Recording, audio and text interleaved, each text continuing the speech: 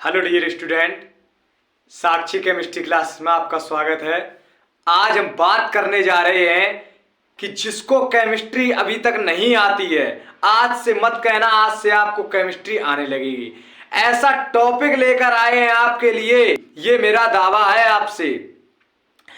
Chemistry का वो तोड़ लेकर आए हैं, वो आधार लेके आए हैं, वो जड़ लेकर आए हैं जिसको सीखने के बाद आपको केमिस्ट्री आने लगेगी।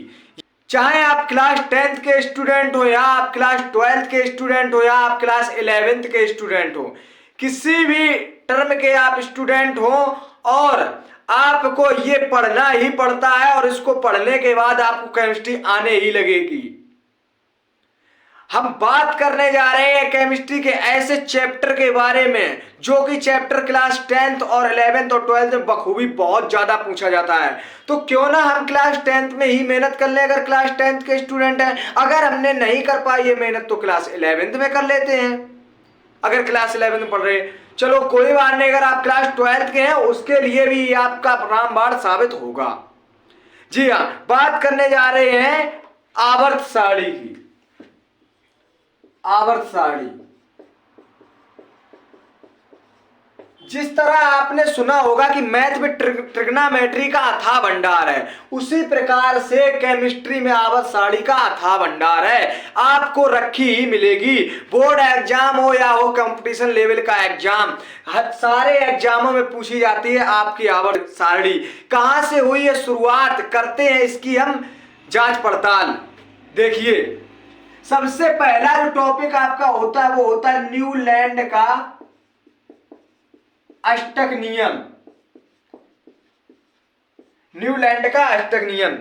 आप वीडियो को बिल्कुल ही स्किप मत करना, क्योंकि केमिस्ट्री की यही एक आधारशिला है जिससे आपको केमिस्ट्री आने लगेगी। न्यूलैंड का अष्टक नियम क्या होता है कि प्रणटोज तत्व अपने से 8वें तत्व में गुणों में समानता को व्यक्त करते हैं। प्रणटोज जो तत्व होते हैं वो अपने से 8वें तत्व में गुणों में समानता को व्यक्त करते हैं।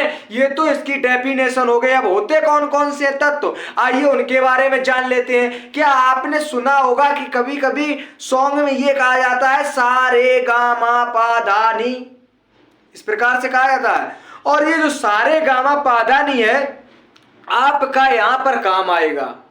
जो आपने वहां पे सुना है गाने में, वो आपका यहाँ पे काम आएगा।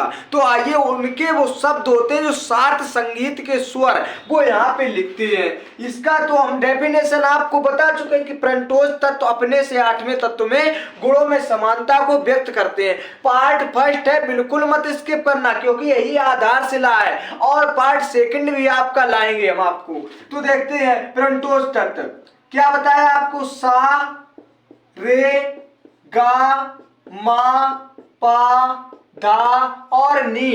जिस प्रकार हमने जानते हैं, अभी तक सुनते आए थे कि हाइड्रोजन का कोई स्थान नहीं होता है, लेकिन यहाँ पर हाइड्रोजन से करते हैं शुरुआत। हाइड्रोजन लिख लिया। अब क्या करते हैं, अब हम लिखते हैं हाइड्रोजन के बाद आएगा लिथियम, लीना की, लीना की। अब 3 आ गया। अब 3 के बाद आएगा 4, तो फिर बेटा मांगे कार। अब 4 के बाद आएगा 5, तो बैगन आलू गाजर। 5 के बाद 6, तो काशी गए। अब देखिए 7, नाना पाटेकर ऐश्वर्या। 7 के बाद 8, ओ सनम से। अब यहाँ पे फ्लोरीन क्लोरीन, ये आपके प्रणटोज तत्व होते हैं। अच्छा, कुछ और अक्रिय गैस हैं।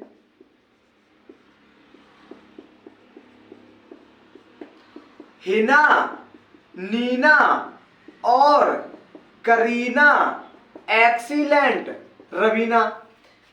आपको लग रहा होगा कि अभी तक तो ये क्या हुआ है कि लिख दिए, अब इन तत्वों को याद कैसे किया जाए। तो आप बिल्कुल परेशान मत होइए। क्या रहेगा कि आपके ये जो तत्व लिखे हैं लीना वाले, ये मैं एक गाने के माध्यम से अपने चैनल पर डाल चुके हैं। तो जिसने हमारे चैनल पर उस वीडियो के पार्ट को नहीं देखा है, तो उस पार्ट को देख लीजिए। उसमें ये गाने से ही आपको सारे याद हो जाएंगे। तो अब जैसे आपका ये हो गया, न्यूलैंड का अष्टक नियम क्या होता है कि प्रणटोज तत्व अपने से 8वें तत्व में गुणों में समानता को व्यक्त करते हैं।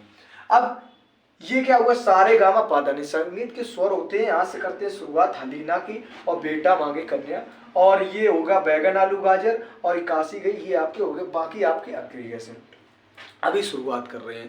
देखिए क्या होता है कि इस दावे से साथ कहना चाह रहा हूँ कि अगर आप क्लास 10th के स्टूडेंट हैं तो एक बार आप इसको पढ़ लीजिए और मेरे प्रत्येक पार्ट को देखते रहिए। क्या रहेगा कि जैसे कि आप इसको पढ़ लेंगे तो आपको 11th में भी वही पढ़ना पड़ेगा आवर साड़ी, फिर आपको 12th में, तो आप एक ही बार पढ़ लीजिए। तो जैसे कि आप क्लास 10th में आप पहुंचे वहां पर, तो आपको ये ना पढ़ना पड़े, ये मैं कहना चाहता हूं।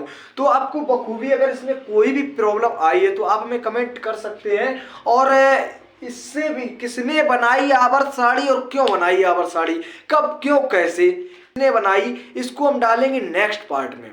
बताएंगे कि किसने बनाई और क्यों बनाई और कैसे बनी, क्या थी लाभ क्या थी हानि। तो करते रहिए आप इंतजार नेक्स्ट पार्ट के लिए। अगर इस पार्ट में आपको कोई भी प्रॉब्लम आई, मैं अभी भी कह रहा हूं, तो आप कमेंट कर सकते हैं हमें, क्योंकि आवर साड़ी की शुरुआत हो रही है अभी।